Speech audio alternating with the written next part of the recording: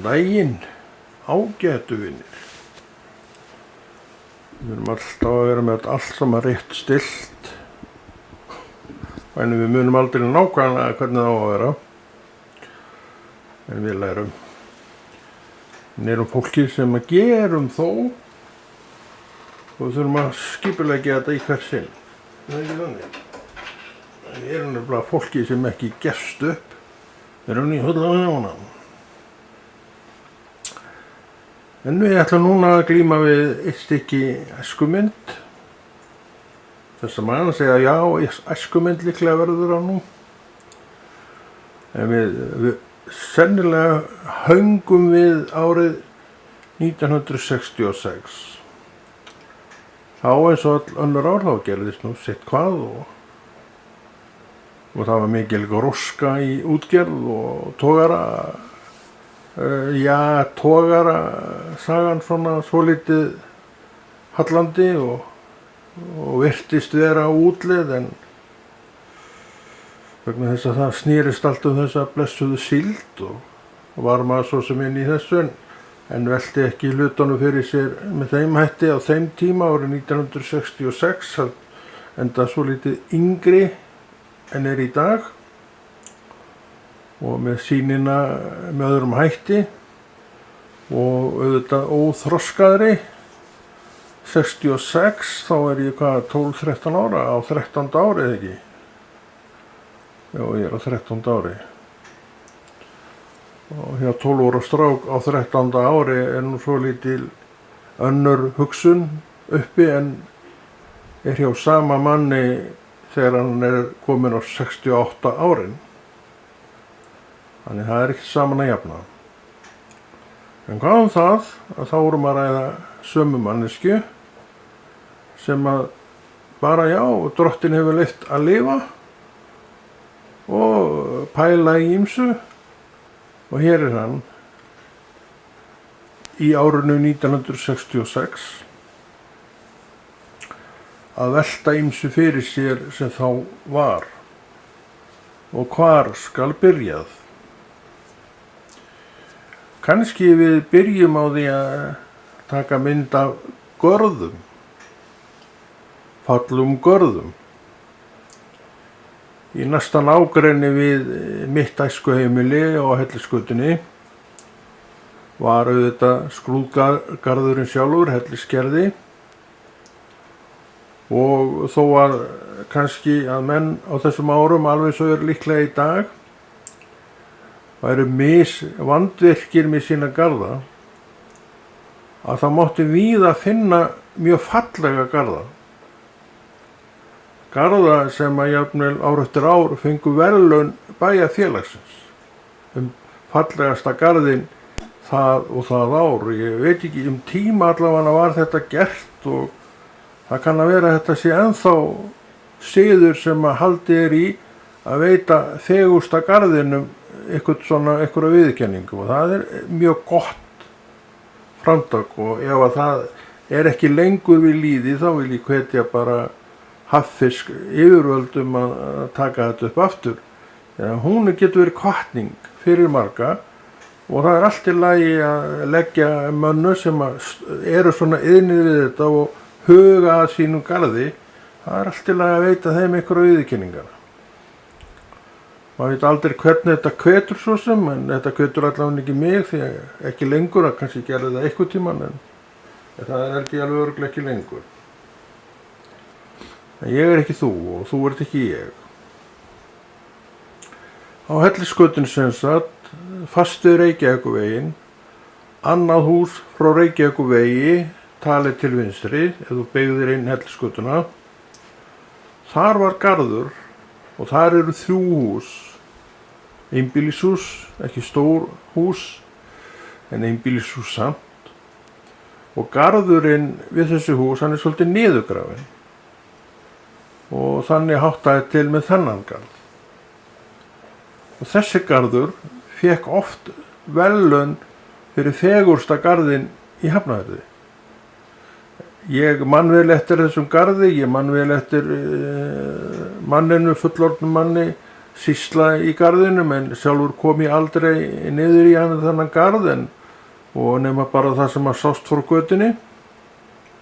En ég man eftir því að hann var mjög fallegur og mjög vandvirkningslega unninn, en líka það sá maður seinna, kannski velti ekki fyrir sér þá, að halda garðinu sínu þannig sé við svo vel sé, þetta er alveg hellingsvinna. Að það er ljóst að maður sem er í þessu, er með garðin sinn svona flottan og fínan, að hann er að leggja á sig mikla aukavinnu, þó hann kannski á þessum tíma sé stiginn út úr þessum venjulegu atvinnu og hefur allan tíman þá í hitt, að þá var hann oft dagurinn löng að sýsla í sínu garði, og ég veit að þetta er svona því að sjálfur hef ég unnið svo lítið í þessum verkum og ekki sé ég nú með mikla græna fingur. Að þá veit maður alveg hvernig þetta er og veit að þetta er mikil vinna ef þú ætlar að gera þetta vel, svo sómið sé að. Garðvinna, þetta er leið hellingsskipulagsvinna, og þá kemur upp listamannsauga líka, sem skipuleggur garðin sinn út frá svona listrænu sjónarmiði. Það er fallegur garður, hann er til vegna þess að þetta er metið allt saman með listrænu auga. Og þessi garður sem sagt, hann er þarna ennþá, en það er svo langt síðan ég hef komið þarna, ég veit ekkert hvernig er hús, en þetta var alltaf, mér fannst þetta mjög áhugavert á sínum tíma. Og líklega skildi maður ekki hvernig maður greið nefndi þessu, en ég man alltaf eftir því að þetta var svona samt ákveðin virðing sem maður bar fyrir þessum garði, og ég man nú reyndar ekki eftir öðrum garði svona í nágrenni við mig sem var annað bara svona aðeins meir en venjulega fallegur, og náttúrulega Hellisgerði sem er ennþá við lýði og er ennþá skrúðgarðurinn í Hafnarfirði og viðurkenndur sem slíkur. En við vorum líka að geta það að togaraútgerðin í júlí, segjum það, 66 er á fallandi fæti, og það er búið að selja marga togara ellendis, og þetta var nú gjafprís á þessum togurum og var talað og það er ekkert hægt að sjá neitt annað að vera að selja þessi skip á 2 milljónir og milli 2 og 3 milljónir. Við erum aðtúa það reyndar, þetta er árið 64, 66 og allt verðlag öðruvís en í dag, en samt voru þetta ekki neinar háar uppæði meðan við svo stórt skip eins og síðutogari nýsköpunarskip var, var. En kannski munar sumir eftir togaranum Akurey, sem til að byrja með var R.E. Var hún ekki R.E. 77, en á einhverjum stað er hún seld upp til Akranesar og verður þar AK 77. En það er svo merkilegt með þetta skip Akurey, að eftir því sem ég man best, eða allavega var hún mjög lengi með þetta með þetta nafn Akurey, en hún var seld úr landi, og ætlum við aðeins að kíkja á það. Það var gengið frá sölunni á Akurey til Noregs 28. júlí 1966 og verðið sem fékkst fyrir togaran var 2 milljónir íslenskra króna sem sagt. Skipið fer til, við skulum bara byrja þá á kaupandanum, hann er Bjarni Benediktsen, ekki Benediktsson, þannig að þetta er ekki forsætisráðherra sem þá var. Það er ekki Bjarni Benediktsson, formaður Sjálfstæðisflokksins, einnig forsætisráðherra 1966. Jú, ég held það. En sem sagt, verðmiðin er 2 milljónir. Og ég held að það hafi nú ekki verið mjög hátt verð fyrir skip og í góðu lagi, í góðu ásigkomulagi, vel við haldið skip, eins og mér skilst að Akurey hafi verið. Það var ekkert annað en gjöf og útgerðin ekkert annað en uppgjöf í sjálfu sér. Menn sáu engan rekstrargrundvöll að sjá fyrir þessi miklu skip. Það nú bara sagan á bakvið þessa ágætu síðutogar okkar tíma. Þeir náttúrulega fyrir þennan tíma, áður en fyrir hallundafæti, að þá voru þeir bara með ágætis útkomu, en auðvitað bara brokking eins og alltaf var með rekstur á þessum skipum. En svo byrjar hin vitleysan, þetta æði sem að síldin olli, að þá náttúrulega var orðið erfitt með mönnun á þessum skipum, við þekkjum söguna, og svo var þeim bara lagt öllum, bara mörgum aðeim lagt og þeir voru svo bara eiginlega gefnir út. Grikkirnir fengu nú mörg af þessum skipum og mikið af þessum skipum voru í fínu lagi. Og þetta kannski aðeins að smyrja aðeins og setja, koppafeit á og þá var allt orðið hjóliðust aftur. Þannig að það var ekki vegna þess að þetta væri svona, eða þeir væri svona bílana gjarnir. Það bara menn einhvern veginn bara leist ekkert á. Hann þess að Bjarni Benediktsson, hann var útgerðarmaður frá Tromsø í Noregi. Og hann ætlaði að gera Akurey út til togveiða og fiskveiða og láta hann að leggja upp í Hammerfest í Noregi. Og þetta gert, skipið gert út í nokkur ár í Noregi og svo gótt segja það hefði fengið góða umhirðu og gengið vel. En 29. júlí 1966 Akurey í Slipp í Reykjavík og verið að klassa hann upp sennilega fyrir Norðmennina. Og svo fer hún sennilega, fer hún náttúrulega niður úr Slippnum og þaðan yfir til, hvað var það, Hammerfest ekki, í Noregi. Og þar hún í mörg ár, en saga Akureyjar mjög merkileg, eins og við vitum og kannski þekkjum suma á okkur, en hún var svo, henni var svo breytt í seglskip og þá búið að yfirbyggja dekkið fyrir ríka túrista.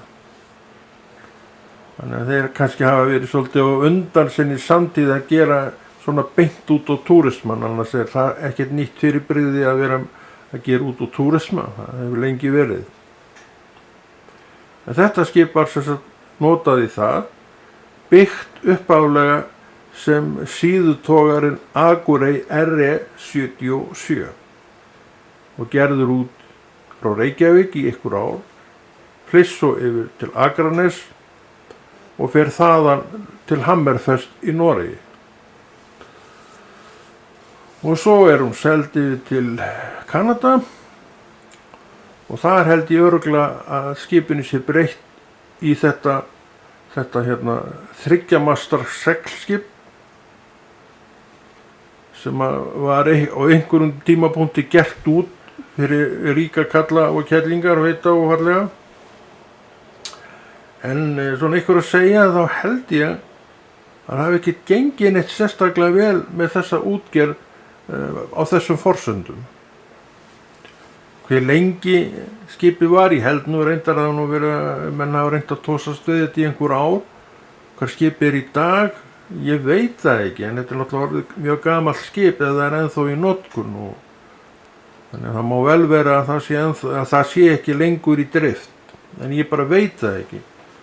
Þannig að maður náttúrulega ekkert alltaf með þetta í skallanum og kannski að mér einhvers stað lesi þetta og frætt þetta, en það allan ég maður það ekki núna. Og það var nú ýmislegt í gangi í hinum stóra heimi, annað en að selja Akurey AK-77 til Noregs fyrir litlar 2 milljónir íslenskra króna. Heldur var það líka það að 5. ágúst 1966 er nú eitthvað sem að hreyfði við okkur bítlavinunum. Og það er yfirskriftin í Mogganum, hreint ægileg. Það stendur nú bara að bannið bítlana. Og svo segir meira, andúðaralda gegn þeim í Bandaríkjunum. Ég held að mörg af okkur vitum nú svona, síðan farnar að kveikja á. Margir þekkja bítlasöguna ekki síður heldur en ég. Og það skýtur upp í kollinn þegar að kom fram í blaði eftir viðtal við Lennon, meistara Lennon, að bítlarnir væru vinsælli en Kristur sjálfur. Og hana nú. Fer þó gríðarleg bylgja af stað og krakkarnir alveg þvert gegn sínum vilja hvattir til þess að fara með bítlaplöturnar sínar út og brenna þær. Ég veit að þeir gerðu það þvert gegn sínum vilja því að bítlaæðið hélt alltaf velli. En þæg börn hlýða sínum foreldurum og fullorðnum og þeir fóru alveg í kippum og kveiktu í bítlaplötunum sínum, kannski einhver með tár, eða fleygðu þeim í ruslið. Svona var það. Allt vegna ummæla Mr. Lennons, sem hefur nú heldur betur verið rakinn og útskýrt betur að mér sýnist nú að þessi ágæta blaðakona með allir virðingu fyrir henni, hún hafi nú bara haft það rangt við þegar hún birti þetta. Hún orðar þetta þannig eins og að hann hafi sagt að þeir bítlarnir, John Lennon hafi sagt að bítlarnir væru nú bara vinsælli en Kristur.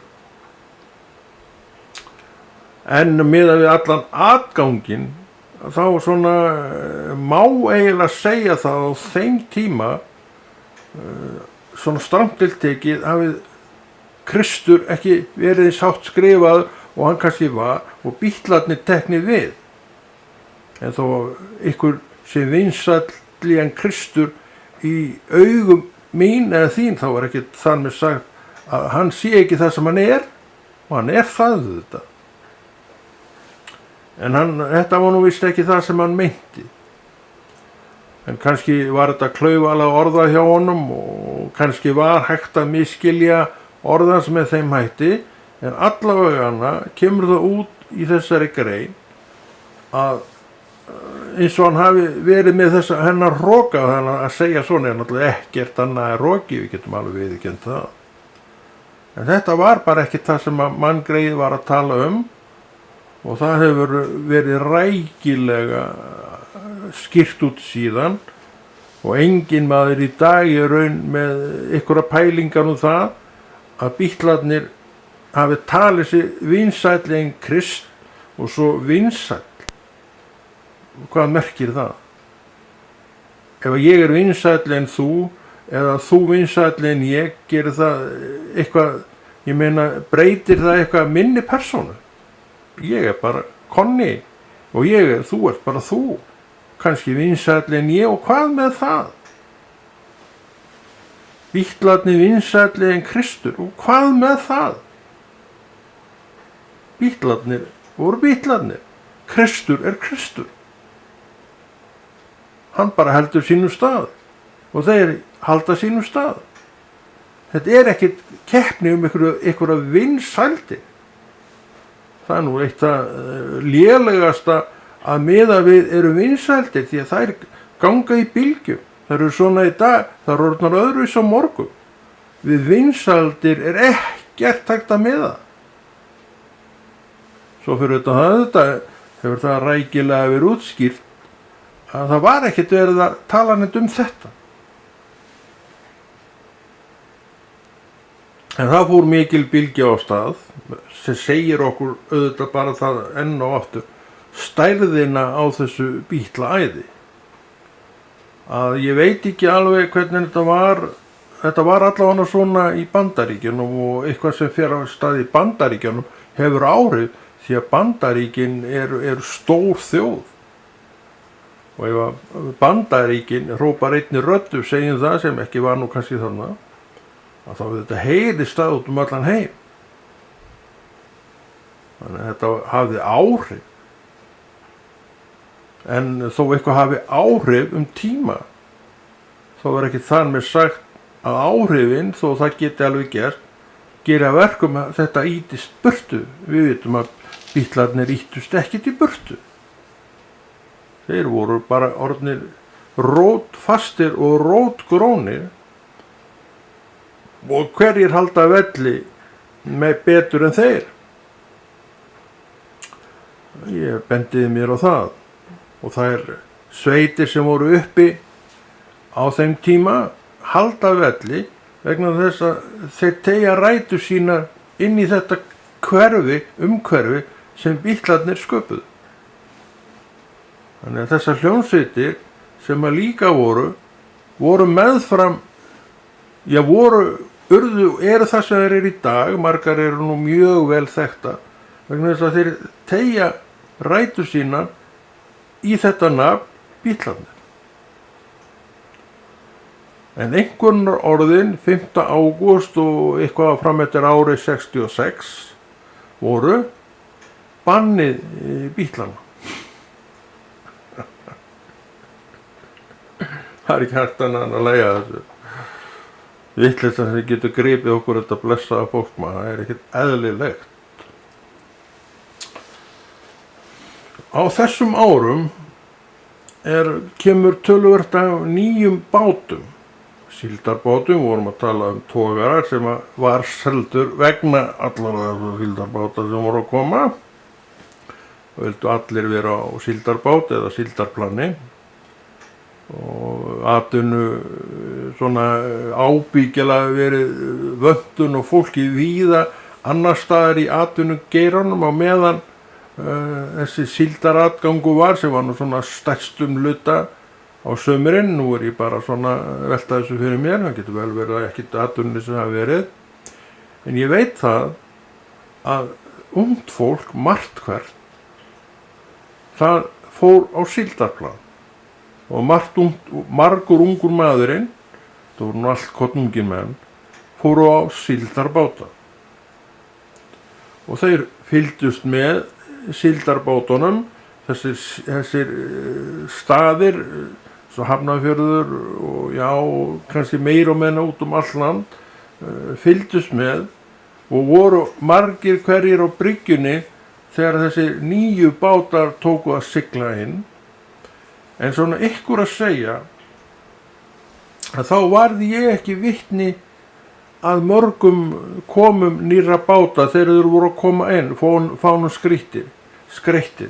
Hann kom inn í júlí 1966 og var þekkt bátsnafn í Hafnarfirði árum saman, en það ekki lengur, og það Ársæll Sigurðsson GK 320. Hann kom í loki júlí 1966 og var smíðaður Brattvag í Noregi fyrir Sæmund Sigurðsson skipstjóra, sem var eigandi skipsins og jafnframt útgerðarmaður Ársæls Sigurðssonar GK 320. En ykkur að segja, og það verði ég vist að viðurkenna, að ég sá ekki með eigin augum að koma alveg fullt af bátum á þessu árabili nýir til Hafnarfjarðar, en maður sá þá auðvitað nýja, en ekki þegar þeir voru að koma, sem segir mér auðvitað það að maður var ekkert svo mikið að fylgjast með því hvenær þeir kæmu, en svo náttúrulega voru þeir komnir og þá vissi maður að þetta var nýtt skip. Og ég man alltaf eftir því hvað mér fannst þetta skip vera fallegt. Það var hvítur með hvíta yfirbyggingu og var svona mjög vel lagaður. Hann var dökkblár, blár á skrokkinn og línur hvítar og á skrokknum, og snirtilegur og fallegur auðvitað nýr, en Ársæll Sigurðsson var alltaf mjög svona fallegt skip, snirtilegt skip, á meðan held ég að hann hafi bara verið gerður út. Þannig að þeir sem að voru með þetta skiparákuða, þeir hafa lagt svolítið metnað í að hafa það vel útlíndandi.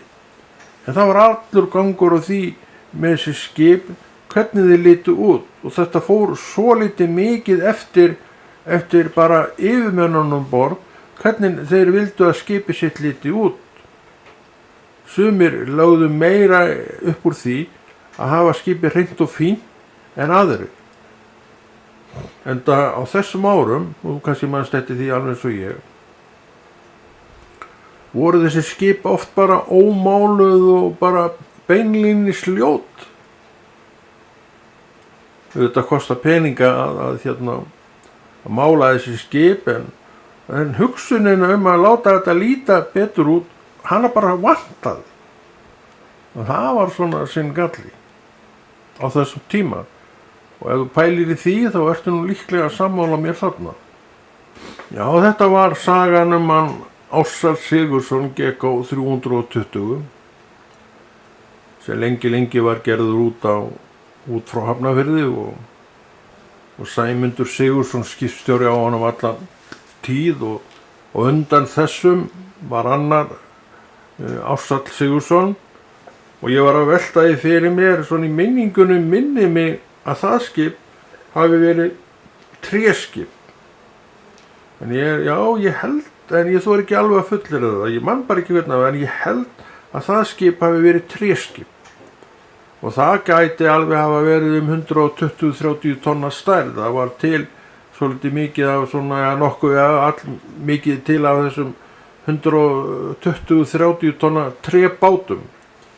Sumir af þessum sængsbyggðubátum voru, þeir voru nú reyndar ekkert mjög stóri, en þeir gátu alveg verið 120-130 tonn. Og eins og mig minnir, ef ég man þetta rétt, þá var Ársæll Sigurðsson sem var undan þessum þannig bátur. Hann var með nótadekki og nótapalli, en þá bara eins og þessi bátar sem voru þannig útlítandi. En ég bið afsökunar ef þetta ekki rétt munað hjá mér. Það erfitt að finna þessa báta, ef maður að leita að einhverju tilteknu skipi, að þá maður oft í vandræðum með að finna það. Þannig að þetta svolítið djúpt stundum að grafa niður á þessi skip, þó alltaf séu þetta skemmtilegra að geta sagt svona allavega upp undir að þetta sé rétt. En þetta skip var það ekki selt til Grindavíkur. En það þó löngu seinna.